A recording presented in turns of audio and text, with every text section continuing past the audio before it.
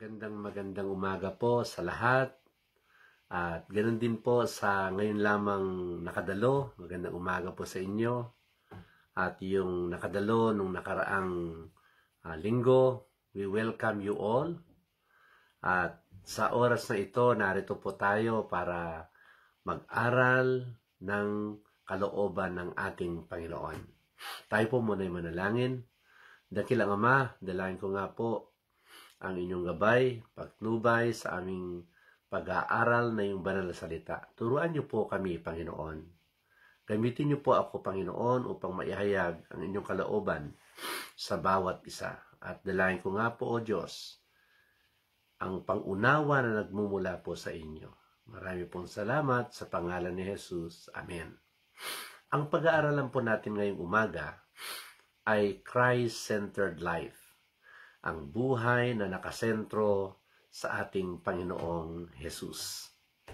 Okay, ito po yung kailangan ng Diyos sa atin.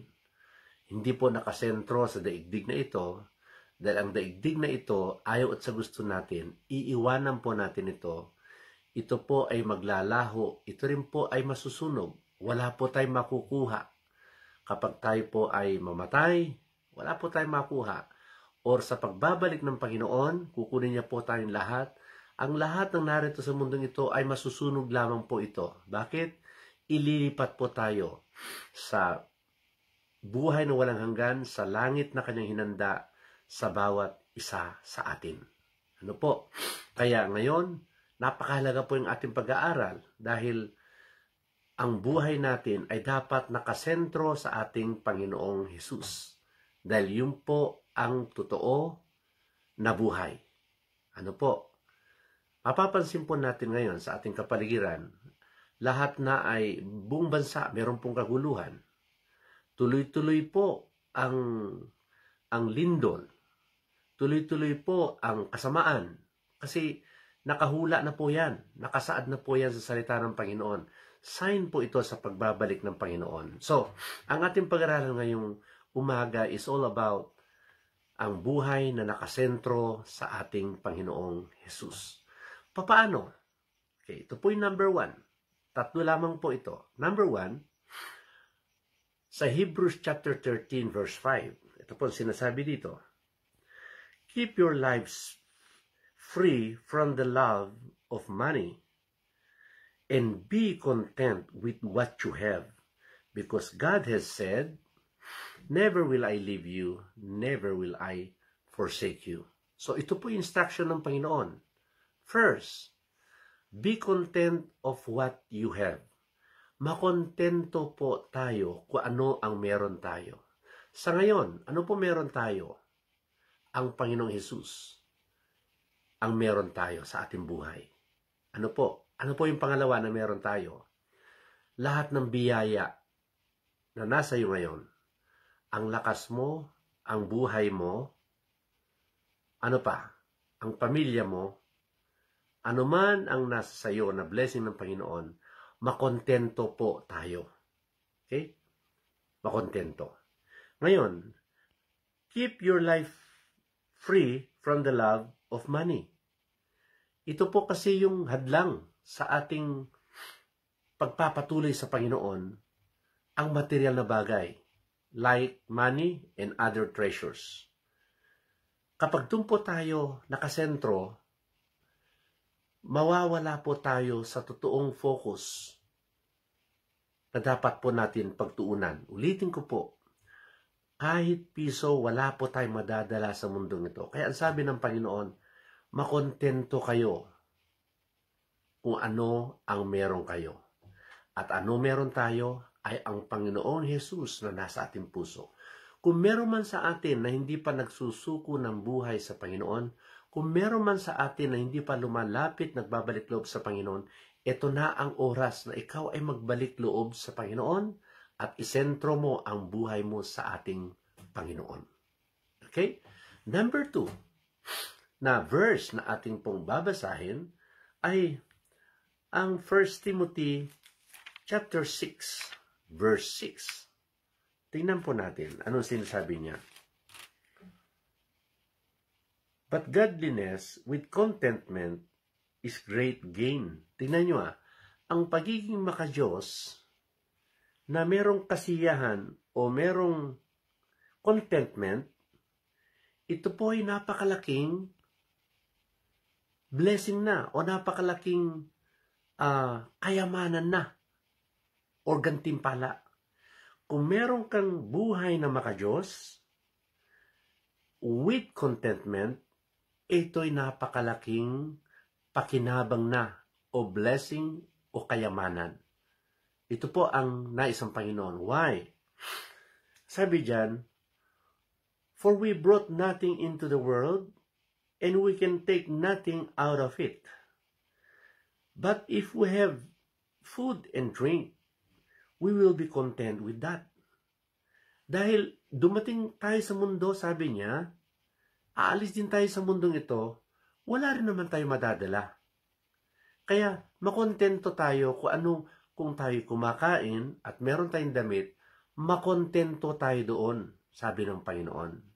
Kasi kapag ganun yung uri ng ating pag-iisip, lalo po tayong pagkakatiwalaan ng ating Panginoon. Lalo po tayong pagpapalain ng ating Panginoon. Okay? Ito ang nais niya na kaisipan na meron tayo. Na makontento tayo dahil ito po yung buhay natin bilang Kristiyano. Instruction ng Panginoon. Okay? So, sabi pa nga dyan, kung ating idugtong po yung verse 8, those who want to get rich fall into temptation and a trap and unto many foolish and harmful desires that plunge people into ruin and destruction. So, those who want to get rich fall into temptation. Kapag yung pera po yung ating hinahabol, ang sabi dito, yung po yung ating dinidesire sa Panginoon, okay? Kung nakasentro po tayo sa pera, ano sabi dito? Tiyak masisira ang ating buhay at maliligaw tayo. Okay, bakit? Wala naman tayo madadala. Kung doon tayo nakasentro, yun ang hinahabol natin. Pagdating ng Panginoon, maiiwan lahat yan. Or kung ikaw ay mauna, mamatay, bago dumating ang Panginoon, wala ka rin madadala. Kaya ang sabi niya dito, free yourself from the love of money, and kung meron tayong i-desire, ay ang gawin ang kalooban ng ating Panginoon. Dahil ito yung totoong buhay natin. Kung meron tayong, kaya nga sabi ng Matthew 6:33 is, hanapin mo ang kanyang kalooban at anumang bagay ay kanyang idadagdag sa iyo. At ang lahat ng bagay ay kanyang idadagdag sa iyo. Proverbs 37 verse 4, ano sabi niya? Magalak ka sa pagsunod mo, pagmamahal mo sa Panginoon. Bigyan mo siya ng kagalakan. At ibibigay niya rin naman yung desire ng puso mo. So, lagi inuuna ang Diyos, hindi yung baligtad. Okay? Kaya, nakita niyo kung bakit napakarami ang hindi makakasimba? Material po ang iniisip. Ay, maglaba muna ako. Ay, mag-sideline muna ako. Ay, ang uunahin po ay puro material. Tandaan niyo po, ang instruction ng Panginoon. Unahin mo yung nagbibigay ng lakas. Unahin mo yung nagbibigay ng buhay. Dahil kapag inilaan mo yung isip mo sa puro material lamang, ang sabi dito, tsak, mapapahamak ka. Mapapahamak po tayo. Kasi hindi yan makapagligtas sa atin. Hindi yan yung tunay na makapagbigay ng ligaya sa atin. Bagkus ang sabi dito, distraction. Wala ka ng kasiyahan sa buhay. Wala ka ng kapanatagan. Laging pangamba, takot. Bakit? Ang inuuna natin ay ang desire natin ay laging yumaman. No. Kung meron tayo i-desire, yumaman tayo sa pagsunod, paggawa ng kalooban ng ating Panginoon. So, number 2 po, sa Christ-centered life is, makikita po natin yan doon pa rin sa 1 Timothy chapter 6 verse 11 and 12. Ito po sinasabi. Okay. verse 11. But you, man of God, flee from all this and pursue righteousness, godliness, faith, love, endurance, and gentleness. Okay? So, iiwasan daw natin yung dinidesire natin lagi ang material, bagkus ano daw ang hahabulin natin? Pursue. Ang hahabulin natin, ito po number 2 na susi. Magawa ang kalooban ng Panginoon. Ito po number 2. Sabi niya, pursue righteousness. Ano daw yung pakamimitin natin o yung hahabulin natin? Righteousness. Yung pagiging matuwid. Ano po number 2? Godliness. Pagiging makadiyos. Number 3, pananampalataya. Ito po yung ating pagsisikapan, yung laging pananampalataya. Righteousness, godliness, faith. Ano pa? Love. Huwag magkimkim. Bagkus, laging magpatawad. Magmahal. Okay? Palitan natin lahat ng, kaya nga sabi ng Panginoon love your enemy. Kasi ang hirap makapagpatuloy sa buhay Kristiyano natin kapag nandyan yung masyado tayo maramdamin, lagi tayo matampuhin. No, ang sabi dito, magpatawad at magmahal. Magkatabi po yan. Okay? Or, yun po ay lagi magkadikit. Kapag sinabing love, ibig sabihin, nandun yung forgiveness. Ang Panginoon, pinatawad tayo at anong ginawa niya? Minahal niya tayo. So, laging, yun po yung person natin, yun po yung hahabulin natin, yung pagmamahal. And katatagan, endurance, at ang kahinahunan. Lagi tayong mahinahon. Ito po yung number 2. How to be Christ-centered. Nakasentro ang buhay mo sa Panginoon. Ito lagi ang hahabulin mo. Katuwiran, makadiyos, pananampalataya, pag-ibig, katatagan, at kahinahunan. Amen? Ito po yung pangalawa. Na laging parang batayan. Dapat na ipapamuhay po natin. 1 Timothy 6:11 and 12. And the last. Okay? Last. Number 3 po, na how to be Christ-centered. Diyan pa rin po sa 1 Timothy 6:17 to 19. Ito po ang sinasabi. Command those who are rich in this present world not to be arrogant, not to put their hope in wealth, which is so uncertain, but to put their hope in God, who richly provides us with everything for our enjoyment. Okay, atin muna ipaliwanag ito. Command those who are rich. Ano daw ang gagawin natin ng pangatlo? Na nakasentro ang buhay natin sa Panginoon? Isipin din natin, ito mga tao na kapaligid sa atin. Bigyan natin, ang sabi dito, command those. Atin daw silang himukin o atin silang kausapin na those who are rich in this present world would not be arrogant. Sasabihin natin sa kanila na huwag nila ipagyabang ang kanilang mga kayamanan. Dahil ano sabi niya? Uncertain, walang katiyakan doon. But to put their hope in God. Ito po yung mga ito natin gagawin. Mag-akay din tayo ng mga tao na wala pa sa Panginoon. Isinesentro na din natin ang kanilang buhay sa Panginoon. Inaakay natin sila sa Panginoon. Okay?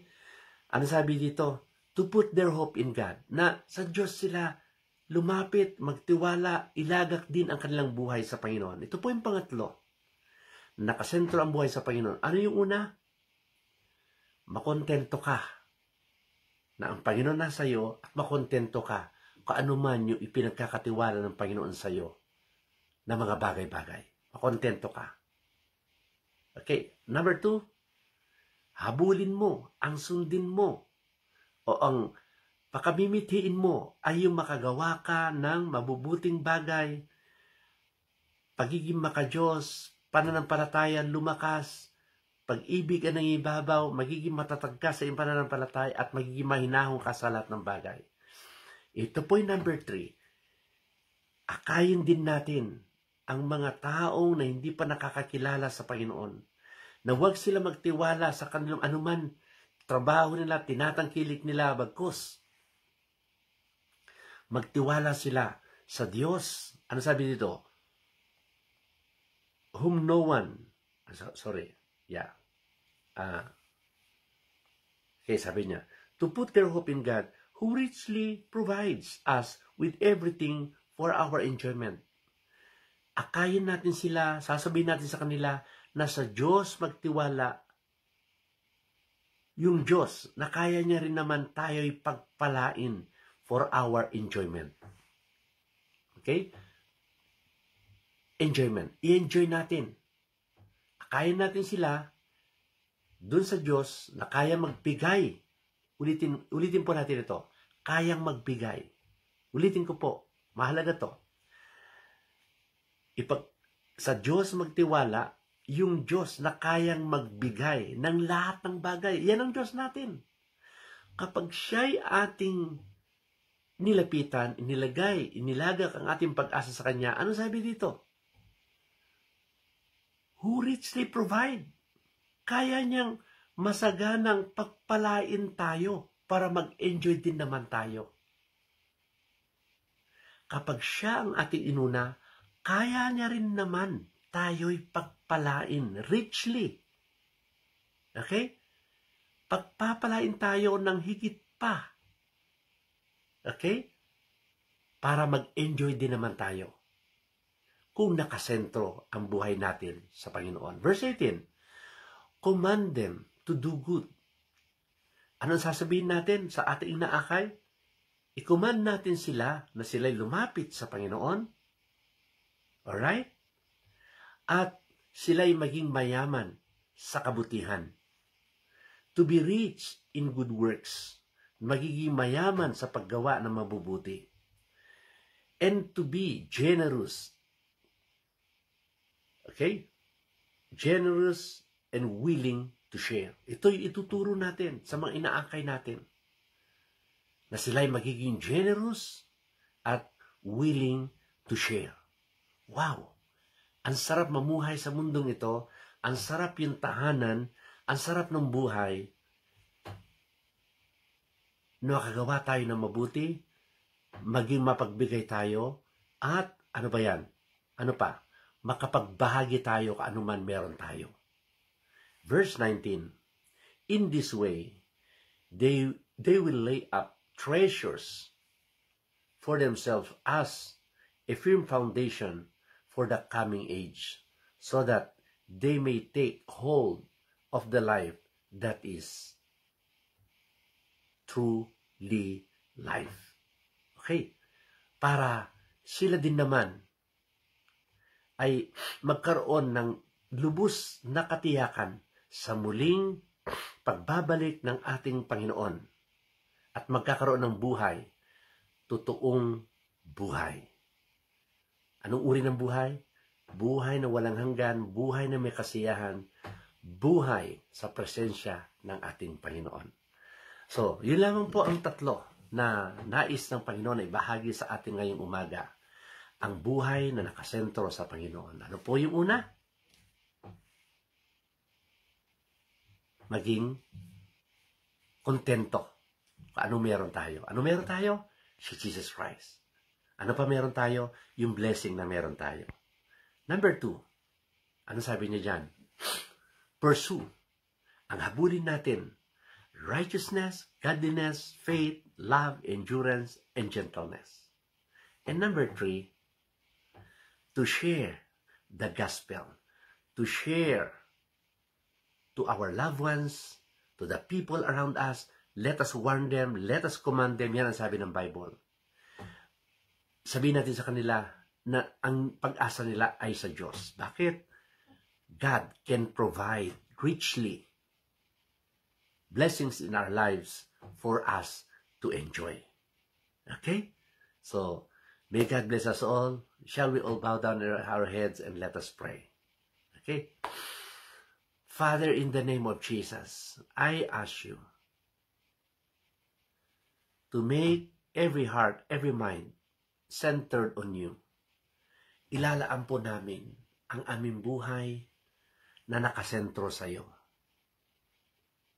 Nalaman po namin sa panahon ngayon, narito na ang lahat ng signs na muli mong pagbabalik. Kung kaya't, salamat sa mensahe mo ngayong umaga, na dapat ang aming buhay ay nakasentro sa iyo, hindi sa anumang kayamanan. Dahil ang mga kayamanan, kung ito ang aming mimithiin, mapapahamak kami. Ngunit kung ikaw ang aming nilalapitan, pinaglilingkuran, minamahal ng buong puso't isip at puso, salamat Panginoon, dahil ito ang tunay na magdadala sa amin sa mapayapa at tunay na buhay, tunay na kaunlaran.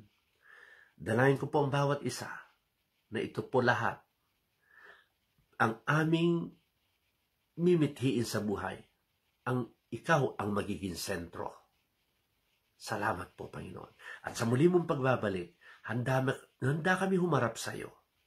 At ikaw ay matutuwa sapagkat ikaw ang binibigyan namin ng kaluguran sa mundong ito. Pagpalain mo rin ang bawat isa. Patuloy na gabayan mo po kami at patuloy niyo po kami ilayo sa buhay. Isang buhay, Panginoon, na hindi kasisaya. Ilayo mo kami at lagi mo kaming hawakan, lalong aming puso't isip, na ikaw ang lagi naming isa-isip at unahin. And I ask you, Lord, to bless your people, all your people. Bless them. Heal them, Lord, for those who have an illness. Pagpalain mo po sila. Pagalingin mo po sila. Lord, nalalaman mo, Lord, ang kanilang mga kalagayan o problema. Abutin mo, Lord, at maghimala ka, Panginoon. Tugunin mo ang kanilang mga panalangin. Salamat po, Lord, sa mensahe mo ngayong umaga. Ito po ang aming dalangin sa pangalan ni Jesus. Lahat ay magsabi ng Amen. God bless us all. God bless us all. See you next Sunday.